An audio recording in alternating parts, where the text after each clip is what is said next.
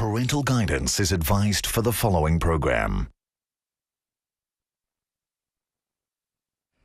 This is not your usual news. It is a news special roundup of the top 5 events in Singapore for 2012. Why 5 and not 10?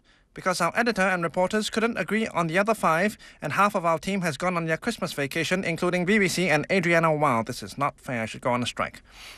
So, here's our 5 cents worth of news roundup on 5. We recommend that you plan your Christmas shopping list while watching. We don't want to be accused of wasting your time. Any similarities to actual people, companies, events, or pets are purely coincidental. And now, the news.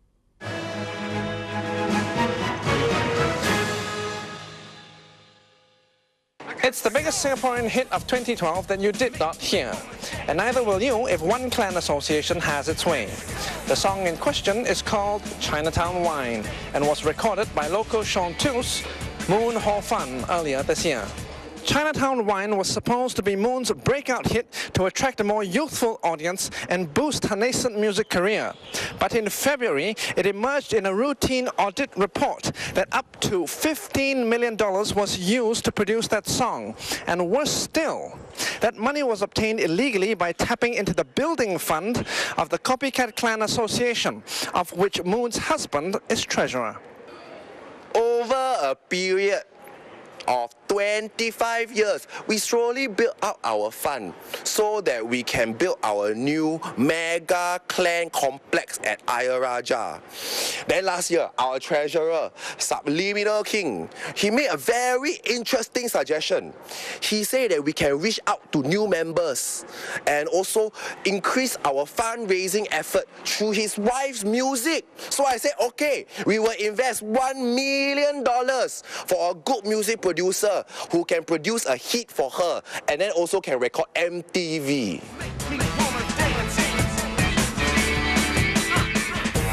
After 6 months of studio work, the song was presented to the clan leadership for the assessment, but the reviews were not so flattering. It was like listening to a constipated cow singing through his backside while rolling on a bit of broken glass. So I said, we must immediately drop this project, cut our losses. Actually, we don't know. But Subliminal King was still taking money from our building fund to go back to the studio and record the song over and over again. We only found out when we got audited in April. And the song still sounds like cannot make it. And don't even get me started on the retarded music video.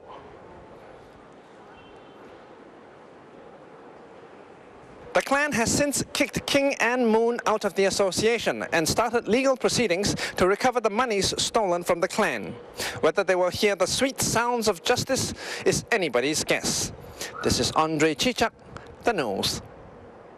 When it was announced that Singapore would be the first Asian city to host a picnic en bloc event, food-crazy Singaporeans licked their lips in anticipation of being part of the culinary chic. And I was one of the 10 lucky media personalities who was invited to the event. So, on a breezy Sunday evening, I made my way down to the venue with packets of white carrot cake and bean curd for the feast. At the door, I was stopped and refused entry. Not because of my food choices, but lo and behold, because of the clothes I was wearing. The invite said, "Come dressed in white," and so I wore my old RI uniform. But this apparently was not trendy enough for the organizers. We were expecting people coming to this party to at least be wearing the finest threads from the finest fashion houses. Par exemple, Yves Saint Laurent, Jean-Paul Gaultier, Gucci et Prada. But then he actually wore a school uniform. How did he expect to enter this very exclusive party? Furthermore, he wore a school uniform from a local school. Sacré bleu! That is impossible. He cannot come in like that. So, if maybe he had worn a school uniform from an international school, maybe we would make an exception.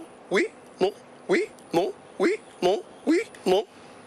But I was not the only one who was refused entry into the so-called exclusive event because of the wrong wardrobe choices. The Noose understands that several members of parliament were also denied entry because they were donning their party's uniform. Others who were turned away included people who took public transport and people who could not pronounce foie gras. That's what I said, grass, foie gras. In the end, a total of 17 people attended the event. This is Andre Chichak, The Noose. On a cool September morning, a specially outfitted aircraft arrived in Changi Airport, Singapore, carrying 2 VVIPs. Very, very important. What? Huh? Important? Oh, important pandas. China's gift to Singapore for the next 10 years. But as soon as the 2 lovable bears in their special cages were lowered onto the tarmac to be welcomed by officials, the first signs of trouble emerged. We had some very senior officials from the government and also our management from our company to welcome the pandas. They were holding a specially created banner that said, "Hello" to the bears. But imagine our shock and disappointment when the bears did not appear interested and also refused to smile for our local cameras. It was quite a pity. At first I attributed it to travel fatigue, but then when I brought the pandas back to our safari, I realized they could not read. Frantic safari officials immediately contacted officers from the English Proficiency Council to arrange for the 2 pandas to undergo basic English classes for a period of 3 months before they were allowed to be exhibited to the general public from the end of November. Essentially, the pandas are here to provide a service, which is to entertain visitors to the new safari park. So as service providers, they should be proficient in Singapore's official working language, which is English. It's imperative that they have at least a basic grasp of the English language to avoid any more embarrassing situations like we did at the airport. So do you see what I'm saying? No. But I can hear it, of course. Thank you very much, Professor Ingwen. The Noose understands that the safari officials are now considering a ban on Barbarella and Lulu from visiting the pandas, lest they corrupt the animals with their unique brand of English. This is Jojo Joget for The Noose.